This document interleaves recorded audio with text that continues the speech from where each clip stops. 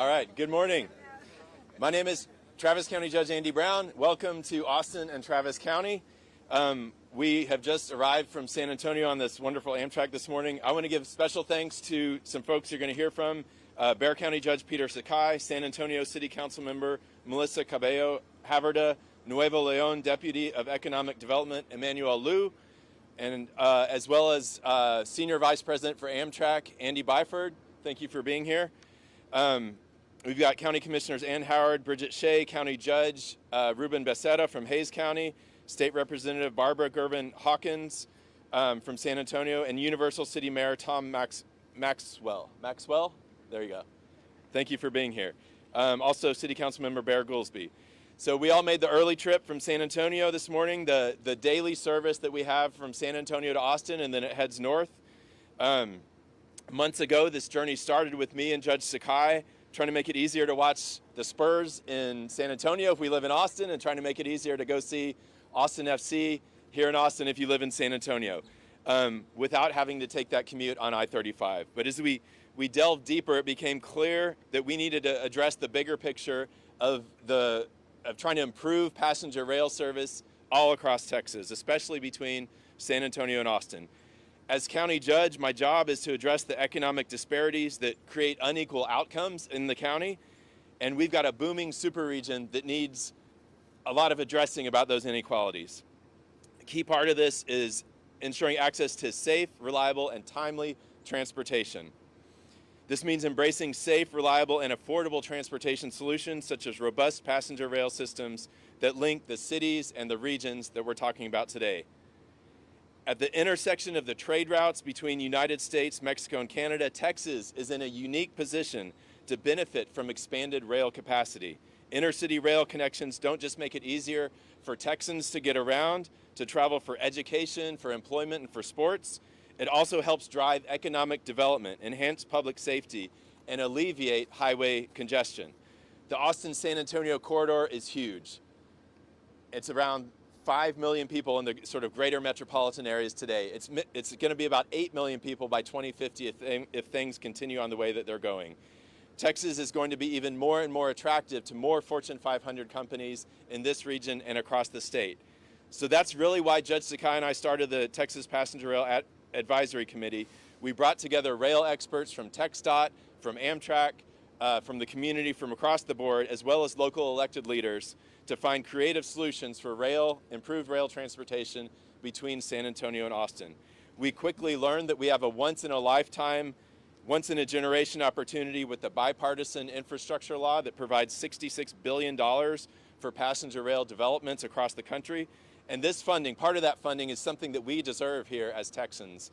And we can get to that funding by supplying 20% of the cost. The feds will supply 80% of the cost of improved passenger rail in Texas. We knew that we could not miss out on this opportunity. TxDOT has done a great job of going through the grant process to tap into those funds. I want to give a thanks to Jeff Davis, who's not here today but wanted to join us from TxDOT, and for getting the $500,000 grants for the different corridors around Texas to get to the next level of passenger rail service. In total, that was an award of $3.5 million by the FRA, the Federal Railroad Administration, to Texas through the Corridor ID program. While we're making this push, other states are already moving forward. Economic competitors like California, Florida, North Carolina, Georgia, and Nevada are aggressively investing in passenger rail, leveraging new federal programs to advance both freight and passenger rail, and we need to do the same thing here. All at the same time, they're reducing their carbon footprints. We need to do that here. Texas has so far missed out on over $19 billion in federal funding because we don't have a system in place that is funded to match those dollars. By reallocating a small portion of our state budget surplus, we can modernize our transportation system, give another option to commuters here in Texas, and make it safer, more efficient, and more reliable to travel around the biggest cities in our country, which are right here in Texas. We already spend more on transportation than any other state here in Texas. Now it's time we get smarter about how we allocate those funds.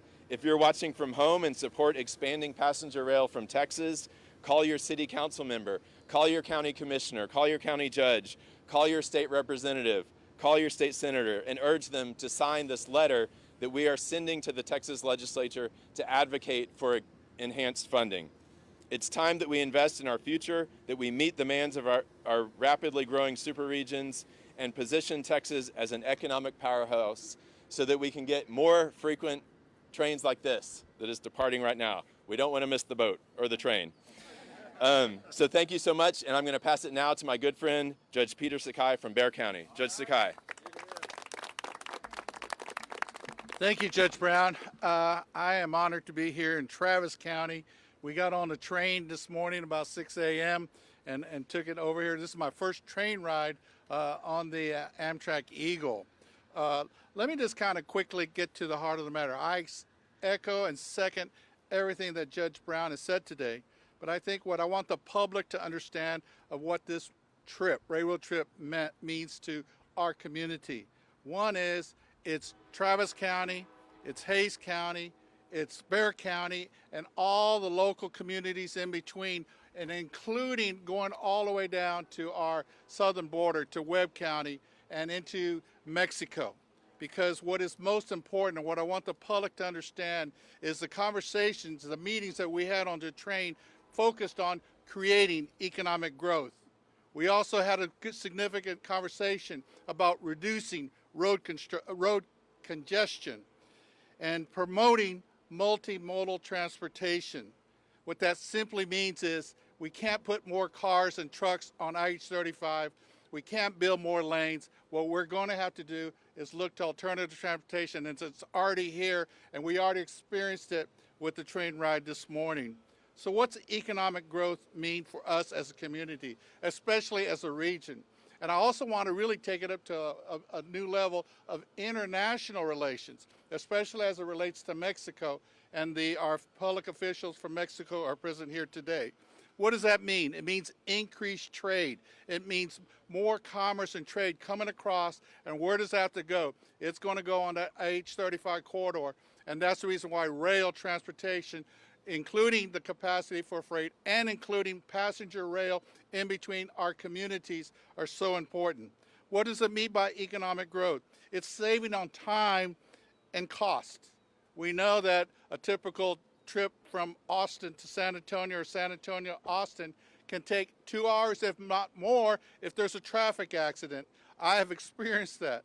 What we did is we basically were able to go up and down in about 2 hours time.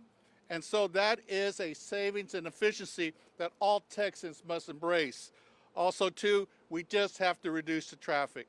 I indicated to you sometimes the horrific situations with traffic accidents or just obstacles, road congestion, road building that's going on now. What we need to do now, the public needs to embrace that rail is truly what we have to go through for our economic growth for Travis County, Hays County, Bexar County, all the way to our southern border and into our partners in Mexico. Thank you for the opportunity to speak to me. Thank you, Judge Brown, for your leadership. And I'll introduce Councilwoman Havrda. Good morning. I'm Councilwoman Melissa Cabello Havrda out of San Antonio. I also chair our Alamo area MPO. I am very excited to have come from the train from San Antonio. It's not, this train ride and what it represents is not just about our commitment to all the areas in between, but really to improve that regional connectivity, economic growth, environmental sustainability, and above all, sustainable transportation. I always say that transportation, I'm very passionate about it because it connects communities, but it also is opportunity. Transportation connects us to healthcare, it connects us to education, it connects us to jobs, it connects us to opportunity. The train ride is symbolic, high-speed rail is symbolic of a high-speed investment into our future. I'm very excited about it. I'll be brief. I can't say how pumped I am about the opportunity for high-speed rail to connect all of our communities, and I really thank all of you for the opportunity to be here today. Thank you. Hello, my name is Emmanuel Liu. I'm with the state of Nuevo León, Mexico. I want to first of all thank all the county judges for Travis, Bexar, and also Hays County for putting this great event together. We are, as a region, if with the center of Texas, 5 million population that the judges just mentioned, and also in Monterrey, 6.5 million population, linking together will be one of the fastest growing regions in the world. So I think the U.S. Trade relationship with Mexico is going to continue to grow. Mexico, for the first time in a long time, has become now #1 trade partner of the U.S. And the more investment that goes into Mexico, the more benefits that come to the United States. A lot of the people from Mexico are investing into the United States. They have a home in Texas. They like to grow their business to Texas. So this perfect partnership of having a high-speed rail, we create a lot of opportunity. The new president already talked about having that connection between Mexico City all the way to Laredo, Texas. We love to grow that connection to the Texas Triangle, which will be the 7th largest economy in the world. So I think as the Mexico authorities, we love to have this connectivity and work hard to, with the Texas authorities, continue to grow this relationship. Every day, 25,000 trucks leave Monterrey through Texas to go to the U.S., delivering different goods and services. So I think that's just going to continue to increase. So we have to create new alternatives for that cargo to get here and for that transport, for those passengers to get here. Every day we move a lot of people between the two states. So we look forward to continue working with the state of Texas and with the local and federal authorities to make this a reality. Thank you very much. We've also got Gabby from the mayor-elect of Saltillo, Austin's sister city, is here today with some other folks. Thank you, Gabby, for being here today. And Zoe Kadri from the city of Austin City Council. Thank you, Zoe, for being here. And Vicki Goodwin, there's right in front of me. State Representative Vicki Goodwin joins us along with Commissioner Howard, Commissioner Shea, and myself. So at this point, would love to open it up to questions. I know we've got a lot of talent here behind me, a lot of people that know a lot of things. Feel free to talk to anyone individually, but if you have any questions, we'd love to take them now. Yes, Dave Montgomery with Media Southwest. I'm covering this for Fort Worth Report, but what, y'all were talking about going south, but what about north? What kind of link up do you see with the Dallas-Fort Worth area? Yeah, I think we need improved linkages. So this train, the Texas Eagle, currently goes north. It starts in San Antonio each day, heads north up to Fort Worth, Dallas area, and even farther north. There's one train per day. That you saw the one train that goes north, and then there's one that comes south that hits Austin around 6:30 p.m. So we're working with them. There's a county judge in Denton County that is very interested in expanding passenger rail too. And I think as Amtrak increases its routes, that's going to help connections all the way from that entire route. So San Antonio, San Marcos, Austin, Dallas, Fort Worth. And so I'm for any of these options that will work and increase passenger rail. And the Amtrak option, if we're able to go from one train each direction each day to 5 to 10 trains each direction each day, that would be amazing. That's going to take a partnership with Union Pacific and others to do that. But I was talking to Andy Byford a minute ago, like there are improvements we could make to the track quality to make it go faster, improved relations that we could get with Union Pacific to avoid any slowdowns because of freight. So I think there's a lot of short-term improvements we could make in this route that will make that whole corridor a better place to travel. Are there current discussions underway to do that? Yeah, absolutely. I know Andy Byford is working hard in sort of the whole triangle in Texas. I'm working hard. Judge Sakai we're all having discussions. I've met with Union Pacific with Judge Sakai in D.C. they're a huge part of this puzzle as well. Thank you. Anybody else? Yes. Steve Hansen, Rail Passengers Association.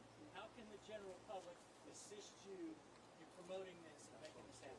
That's a great question. So the question is how can the general public help get this to happen? So calling your local elected officials, your state representatives, your state senators, calling the governor, the U.S. senators, everybody has a piece to play in this in Texas from the elected official perspective. So the local MPOs, Melissa is the chair of the San Antonio Region's MPO. We have our own MPO up here called Campo that we serve on, the chairs from Williamson County. So reaching out to them that you want this would be a great start.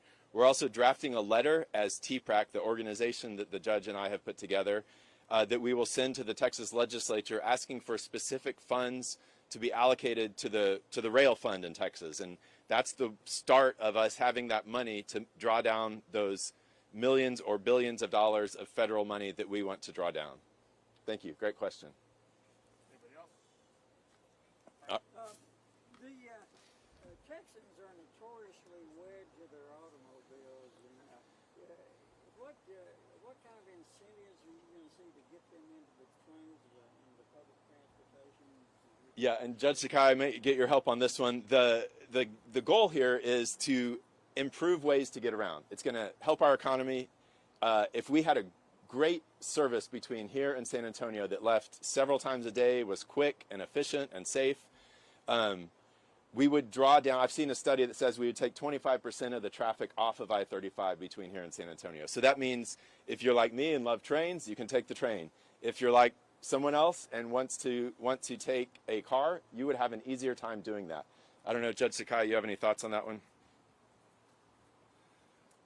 Well, what I would say is the reality that IH-35 is going to be further congested. And so the more trucks coming out of Mexico, coming down from Laredo up to San Antonio, up to Austin, up to the Canadian border, people are going to just get fed up, and they're going to look for alternative transportation. So if we're proactive and we can put the vision of what rail transportation can be and how cost effective it will be, especially in light of cost and time. I think we live in a world now, time is money. And so I think it's just going to be the natural market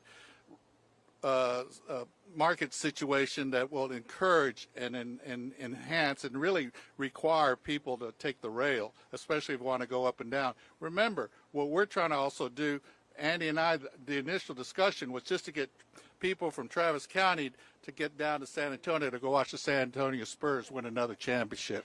And of course, we want to reciprocate and come up here and watch, especially my UT Longhorns, as they're the #1 team in the nation. So we have this mutual interest that we need to get people up and down. And as somebody that does drive up and down, especially during the legislative session, I've been caught in traffic. And so there's going to be a point in time, if we don't do anything, if we stay status quo, it'll be gridlock. Even though we have many road transportations on the books, so to speak, I don't think it's enough. And on the long range, 10, 20, 30 years, if we don't do this, we will have true gridlock on Interstate 35. I don't know how much clearer I can make it for y'all. Thank you. Melissa, anything to close this out or any comments? Well, yeah, I think, okay. I think that the points have been made specifically about alleviating congestion, of course, having the option. It really is about moving people and where they want to go. And we want to be in each other's communities, not just Austin and San Antonio, but all along that corridor. I think also thinking about the cost effectiveness. I think initially you think about the investment we make in rail seems like a really high price tag, but I think at the end of the day, it's going to really save us a lot of money as Texans. And so that's another, I think, argument to make to those that might be against it. Thank you. Hey, I wanted to ask you, I think Dave touched on this a little bit, but I wanted to talk a little bit more, elaborate on possibilities of connections up to the DFW area. Sure. I know that's something that I think the Fort Truckle and the officials are talking there about in terms of direct connections to Fort Worth or Lincoln from, different metro hubs in the state. Is that something, can you talk to me a little about interest there and any conversations that are happening? Yeah, it's I think an exciting time to be in Fort Worth, Dallas area, because they're talking about not only connections in between them, connections down to Austin, but they're, I think, closer to a high-speed option between the Fort Worth, Dallas area and the Houston area. My understanding is that's something that Texas Central and Amtrak have been looking at to have a service that would go from Dallas-Fort Worth to College Station area and then to Houston and then maybe someday to here in Austin. But my understanding, so talking to the Denton County judge, he's very interested in expanding Amtrak service and passenger rail service and really any option that can help them going east to west, but also north to south. And so if there is a solution, an option of getting more Amtrak service on the Texas Eagle, that necessarily will connect us more to that area because they run what's called intercity rail. And so if they do increase these trains, maybe 2 more per day, maybe 10 more per day, that would mean service all the way from San Antonio, San Marcos, Austin, the cities in between, and then Fort Worth, and then Dallas. And so, yeah, I think this is something that, to Judge Sakai's point, we absolutely need it across Texas. We especially need it here. We've got Austin and San Antonio that are 2 of the fastest growing places in the country. They're going to be 8 million people in this region by 2050. If we don't have great passenger rail service by then, we're going to be walking. Thank you.